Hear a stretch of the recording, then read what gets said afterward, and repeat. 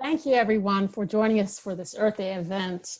I'm delighted to introduce you to another eco-heroine as part of our events.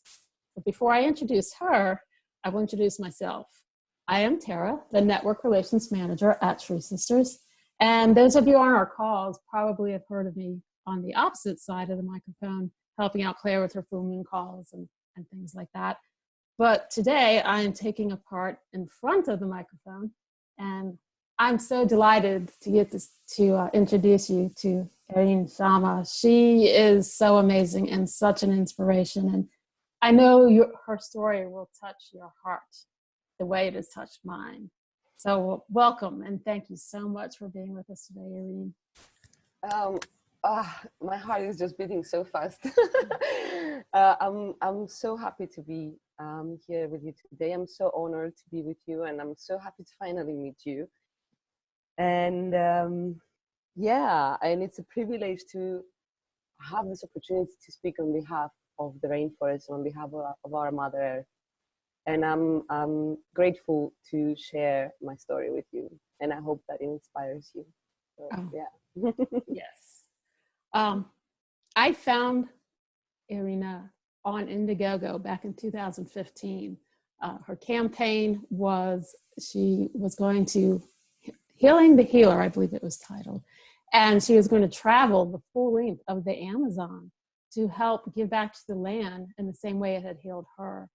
And, you know, if you had seen what she had written, you would have been so moved that she was stopping everything she was doing to just go to the land and help it. And I've always wanted to do something so wonderful for the earth, so amazing. So to see her do it, I was like, oh my gosh, this is just such a wonderful thing. I'm so in admiration of. And I would love to know, how did you have the courage to just stop everything you were doing and go back to the land like that? Can you tell us a little bit about that? Yeah, of course. Yeah.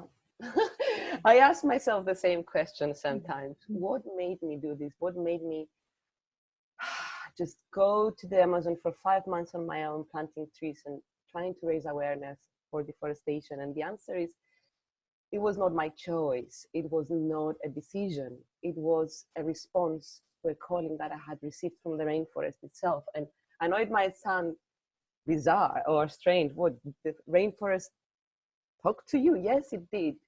Nature communicates with us. The earth communicates with us the same way our bodies are communicating with us. It's just we have forgotten how to listen.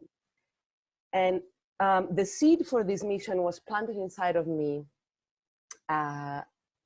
long before the mission actually happened.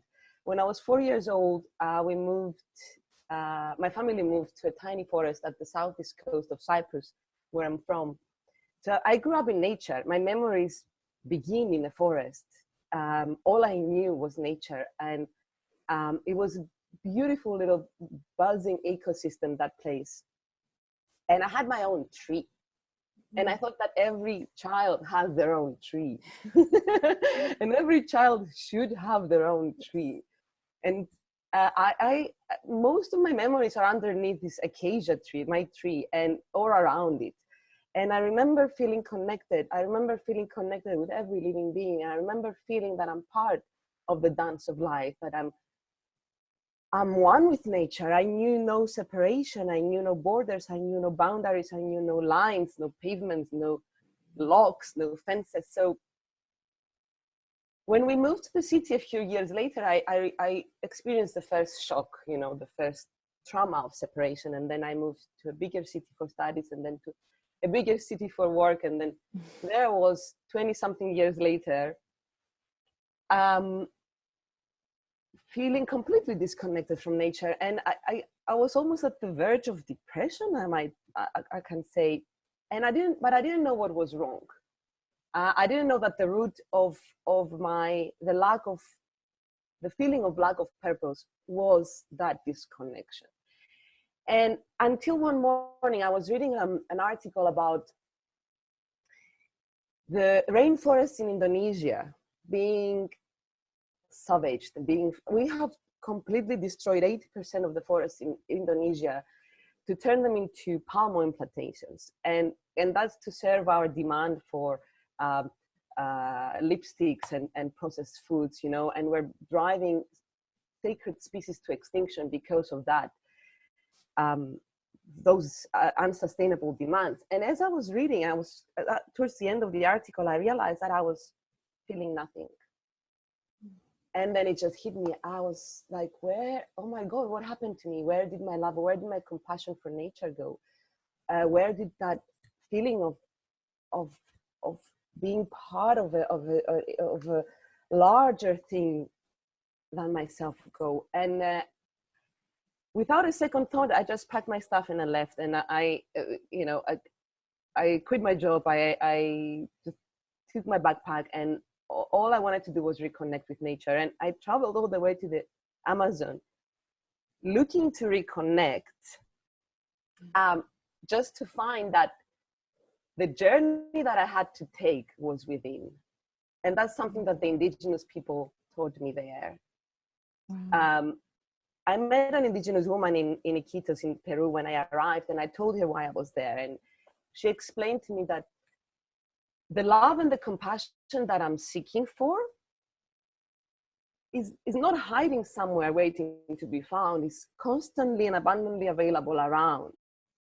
And all I have to do is open my heart and tap into it. That's what she said. And that if not experience, my heart is blocked. And I didn't really know what that meant, because I had been so focused in my mind for so many years. We are all conditioned to value the mind and neglect the heart. And so I asked her, what can I do? What can I do to open my heart? And she told me about ayahuasca. I knew about ayahuasca, and I was curious about it anyway. Ayahuasca is the mother of all medicines. It's the madre medicina, they call it, and it's incredibly potent Asian medicine that the indigenous people use to heal physical and emotional and mental diseases and problems and blocks. So of course I tried it. And what happened was that, while I went to the Amazon to reconnect with nature, and ended up spending 3 weeks just purging in a bucket, purging all the pains and the fears and the shames that I had accumulated on my heart. And in the end of that experience, when my heart was finally released from all that burden, and I started experiencing the feelings that I was feeling as a child, I received a calling from the rainforest in the form of a tree. Came in a vision, and it was a tree made of rainbows, and it basically said, we need you. Oh, we need you. We need you. And I left, was with a Shipibo tribe drinking ayahuasca, and I left the tribe with this echoing in my head, we need you, we need you, we need you. And as I was, because I had booked a flight to come back home and I had to leave. And as I was on my way to Lima, I started witnessing the devastating deforestation. I witnessed vast areas burned down. I witnessed polluted waters, and I witnessed giant cut trees taken out of the forest. They're taken out of the forest every night and every day, and they're being given, because they're illegally cut, right? And they're being given certificates, fake certificates, and then they end up, turning furnitures and floorings for our homes. So I went finally I felt grief, and I felt devastation. And then I made a promise, as I was leaving the Amazon, I made a promise that I was going to return, and I was going to give something back. And then the universe very, very beautifully orchestrated my return. And this is something that still blows my mind, because I went to the airport to take a flight, and I was sitting there, and my mind started kicking in, and my mind was saying, how are you going to come back? What are you going to give back? You're just one person. You're never going to be able to give anything back. And, and I was just sitting there crying. And And the police came in and they stopped our flight from boarding, and they were heavily armed. And I never found out why they were stopping our flight, but we had a massive delay. And when I returned home, I had received an email from the airline, and it was saying, "We're really sorry for the delay. We would like to offer you a ticket as a compensation." And that ticket was the exact amount. It was actually $800. And my return, and I immediately looked for a ticket to go back to the Amazon. It was $806. Oh, wow. So I ended up paying $6 to return. So it didn't really require courage. It was a response to that calling. Well, I guess it did require courage, because that was just the beginning. I was back home and I had a ticket, and I had, but I didn't know what to do with it, right? Yeah. And so I started researching because I wanted to understand deforestation. I wanted to drive in deforestation. And I think I read every single article I could find online. And I realized that I need to raise awareness. Yes, I need to go back. I need to give back. I need to plant trees. But the main thing I need to do is spread the message and raise awareness. So I decided to put myself out there and make this public. And that was, I think, the really most challenging part, to let go of all the fear of judgment, the fear of being criticized, and fear of being ridiculed, the crazy girl that is crossing the Amazon. I had to put all that aside and focus. And 8 months after I had made that promise, I was back in the Amazon and embarking on a mission of 5 months on my own, planting trees. And I could talk for 5 months about my time there. But yeah, I mean, that's how the mission sort of emerged. Wow. And it emerged through her, through Gaia. It emerged through her. It's just I channeled it out. So yeah. Oh my gosh, that is beautiful. I didn't know all that part. That's amazing. And I do love how the universe provided you a ticket to go back. You had that vision and that calling, so you just knew the land needed you. Oh, that's such a gift. And I wanted to touch, because I don't know if everyone's seen your TED Talk. If they haven't, they really need to, because it is so inspirational. I mean, literally, in the work I do with Tree Sisters, I watch it weekly just to give myself that boost, because it's so beautifully stated, and it's so important, just the facts that you cover, and the part that you were just speaking about, the part that we do get disconnected. We get so caught up with to-do lists, and somewhere between childhood and adulthood, I don't know if we're told to, put the childhood things behind, or we lose that connection. And I think that's a big part of why climate change is, why the issue's happening at all, is because people have lost that connection, and we really need to get back to it. And I have to say this quote that you said during the talk, from this woman that you met, the indigenous woman that you met. And you said, or she said, I should say, to reconnect with nature and speak with the spirit of the earth again, you must heal your heart first. It is through the heart that we experience our connection to everything else. Through the heart and not the mind flows the love and compassion we are seeking. If your compassion is lost, be sure your heart is closed. That is so simple, yet so profound. And it just, if you really stop and let that sink in, you really realize, is my heart connected to nature? Am I connected to my own life? Am I connected to those around me?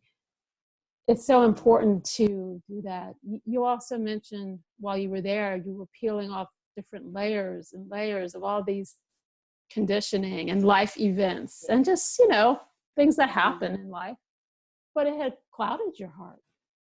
So what was it like to experience that release, to be able to let go and get back to your true nature?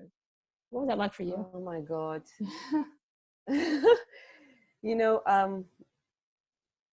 They say it's really impossible to describe in words what happens when you work with medicinal plants, and when you experience healing, but I'm going to try. So the way ayahuasca works, in order to release something, in order to let it go, you need to revisit it. You need to acknowledge it, and you need to accept, feel it, and you basically need to go through it again.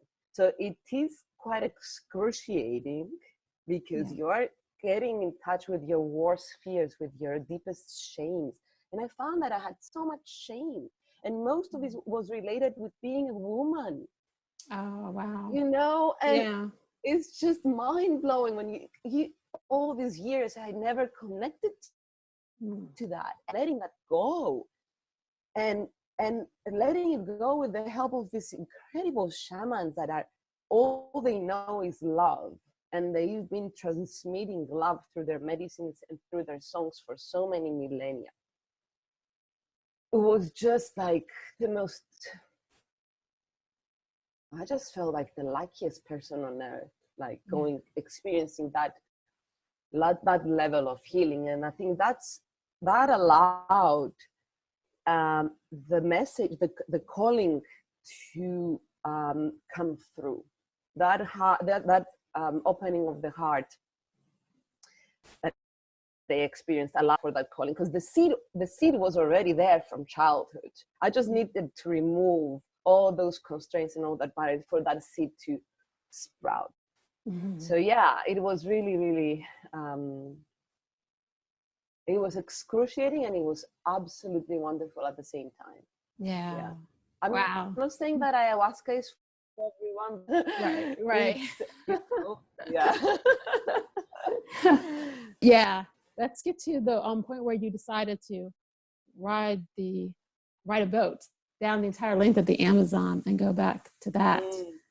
And just, I would love to know a little more about some of the things you saw, because you and I were speaking a little bit before the interview began about all the things that are happening on our planet. Why aren't they on the daily news every single day, front page? And you witnessed some of that firsthand. So I was hoping maybe you could share a little bit of, what it was like to be there on the ground, and the people whose lives, I believe you were staying with one group, and I believe it was the oils. There was some kind of mining going on. Yeah, if you could tell us about that. With the Quichua tribe that I had the honor to live with for a month and a half, they are suffering from oil extraction. In that place, in that area, which is close to the Yasuni Park in the Ecuadorian Amazon, all you see around is basically different oil companies that are drilling at the same time. It's a place that is really rich in oil, and it's only been happening for the past maybe 15 to 20 years, maybe even less. And those people were living symbiotically until recently with the Amazon, and they were hunting, and they were fishing, and the Amazon was able to provide them with what they needed. But now, with the oil companies being there, and people think that oil extraction is the least sort of problematic, because the waters get polluted, and the water life goes away, and then the people cannot sustain themselves anymore, and they get paid. The oil companies go to them and they offer money. They offer money to buy their lands. They offer money. They offer them jobs. So the Quichua tribe that I stayed with is one of the few remaining communities that is resisting. It's resisting collaborating with the oil companies, and they're trying to sustain and themselves and keep producing food. And so I worked with them in many different ways. We planted hundreds of trees in their area, and we planted a garden based on agroforestry, because I have a little bit of knowledge on that as well. And we try to promote their culture and promote it in a way that it can attract people and tourists, basically, that can come in the community and bring some money in, so that they can stay away from the oil companies, basically. I want to also make sure we touch on the beauty of the rainforest and the biodiversity there. And because in your talk, you talk about the what was it? The glow in the dark mushrooms and the electric blue butterflies and the monkeys swaying above the trees. And it's so magical. And there's just so much life in the forest. And then the history and the knowledge of the indigenous people who live there, and knowing which plants are good for what. And we're missing out on so much, and we're so willing to throw it away on things that don't last, when who knows what kind of cures could be hiding in the Amazon that we're just, chewing up as burgers. It's just, yeah. If you could tell me a little more about it, just let everybody know how magical it was to actually be in there. Oh God, everything is alive. Imagine everything around you being alive, right? Yeah. Every single thing around you is alive. The soil, the ground, the floor is alive. The trees, like, where to begin? The trees, like, I just wanted to hug every single tree around me, which is a little bit so many things just crawling on the trees, and most of them are poisonous. but I never, I never saw so many wonders before in my life. When I first discovered the glowing mushrooms, I just cried so much. Just because I didn't know where they were. I was just walking in the dark, because the night is the best time in the Amazon. Really, it's really when it goes alive in a completely different way. It's much more loud in the night. It's when all the frogs and all the spiders and all the snakes come out, and all the lizards, and they just get on. It's just full on parties, just music nonstop. Like, the Amazon feels like the biggest celebration of life. It feels like the best party on this planet. And it's just an incredible privilege to having spent those 5 months there. But it sounds amazing and beautiful. And I just love that you were so open to it, and everything that you do and did so embodies everything that Tree Sisters does. And I love that. So I'm curious, what is it like on your side of things? How do you feel about Tree Sisters and their mission? Oh my God, I'm getting the goosebumps. Yeah, buddy. Well, okay. I was feeling lonely in this before Tree Sisters, even though I received incredible love from many people from around the world for my campaign and my mission. And even though I know there are organizations that are doing their best, to protect our rainforest, I still felt alone, in the sense I discovered that to heal our planet from all the wounds we're causing, we need to start looking inside for the ones that are begging to be healed. That was the biggest teaching from my experience. And it was kind of, I found it hard to share it, because I don't know, we are kind of conditioned, I think, to feel a bit ashamed for sharing traumas and wounds, and even the word healing is a little bit, I don't know. So you introduced me to the Tree Sisters, basically. You emailed me one day and you're like, I found this organization and I'm volunteering and all that. And I was like, oh, Tree Sisters, boom, wow. And then you brought me in contact with them. And at the time, they were traveling to England to do a women's gathering, a women's weekend. And I went, and there was, in the presence of these shining women that shared the exact same feeling as me, that share the same love for the earth, the same understanding that an internal journey needs to be taken first, that a rebalancing of our psyche needs to be achieved. I was high, and I was high for weeks after that weekend. And I finally felt that I belong. This is my family, and I'm so grateful that you connect me with the Tree Sisters. And obviously, I'm donating money every month, and I want to thank you, Tree Sisters, for making it normal for us and for making it accessible and easy for us to give back in such an easy and like direct way. And I know that I'm giving back even when I'm not capable of giving back in other ways, or even I'm caught up with other things, right? So I urge everyone listening, to join in and join this tribe, and join this family of love, and donate money, donate as much as you can for the trees. Yeah. It's like every one Great British pound plants 3.3 trees. 3 trees for one. So even if you only have a few dollars to give, you're still planting a great amount of trees in the long run. It's amazing. And I too experienced that, having been in different environmental fields before I came to Tree Sisters.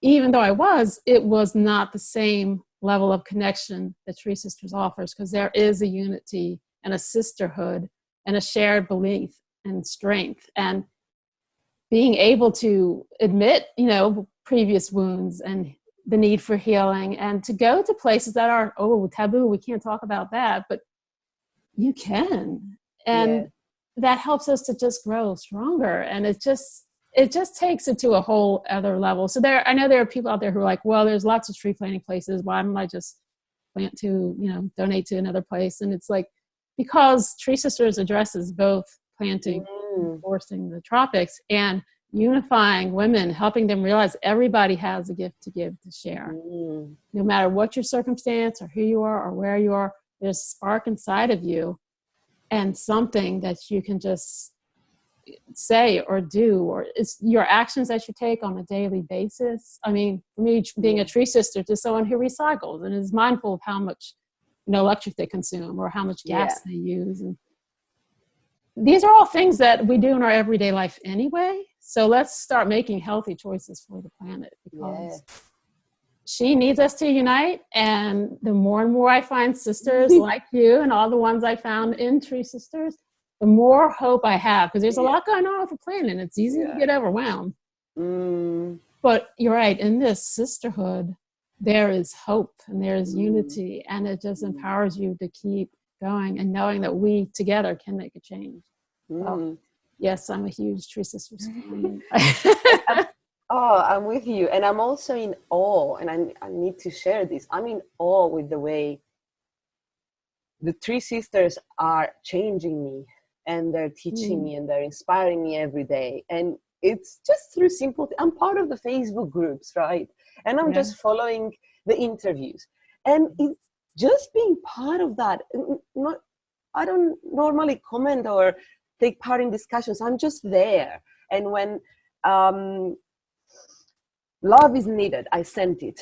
And when good vibes are needed, I send them and I receive them. And I am in awe with the way that we hold space for one another, and in the way that we accept one another. And these are all things that we have inside already. I think as women, it's all these qualities that are just coming out to the surface. And I'm just in awe seeing them all, like, just, I want to share a message from Mother Earth. And I want to share a message from myself. I'm going to start with the message from myself. And, okay. So I believe that we have chosen to be here at this exciting and slightly terrifying time, right? And we have chosen to be here because we're bringing something. And that something is very likely connected to this planet, to Earth. And that's what most of us discover when we take this inner journey and we open our hearts. We discover that the deepest longing and the strongest desire we have is to heal our mother. So my message and my calling for you and for everyone listening today is to take that inner journey and find that unique gift that you're bringing, because everyone is unique and everyone is bringing a unique gift, that unique medicine. We're all bringing a unique medicine to heal our mother. I believe that Gaia is calling in the souls right now that are bringing a medicine for her. So I urge you to open your heart and find that medicine and bring it forth, because we need it. We need it, and Gaia needs it. And and just be fearless because earth loves courage and nature loves courage, and the universe will be with you. If you make a promise to give back, the universe will give you everything you need to fulfill it. And and I want to share something that a shaman told me, and I mentioned it in my TED Talk. He said, the mind always has two options, yes and no, but the heart only has one, yes. So open your heart and find that yes. That's my message to everyone. A message. Beautiful. Thank you. A message from Mother. I went for a run yesterday around my house, and I found a beautiful hill, and I sat on the hill, and it was a wet grass, and I was watching the sunset, and I just touched the soil with my hands, thinking of our interview, our talk today. And I just touched the soil, and I realized, oh my God, I'm going to be talking tomorrow for Earth Day. And I haven't asked her what she wants me to say. So I was just touching the soil, and I was thinking, okay, Mother, is there anything you want me to share? Is there anything you need me to say on your behalf? And I just waited for a few seconds, and it was just quiet.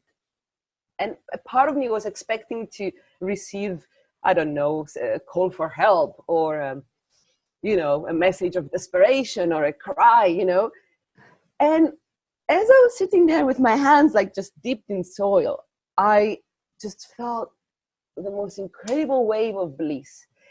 And I just felt this immense wave of love just coming out through my heart. And I opened my eyes, and the sun was just in front of me, just setting. And I felt, oh my God, she just told me that she loves me. And she wants me to tell you that she loves you. She loves us. She loves us. She loves us. She loves us all. And she loves us regardless of the fact that we forgot about her, and we stopped appreciating her, and we're harming her, but she loves us. She loves us.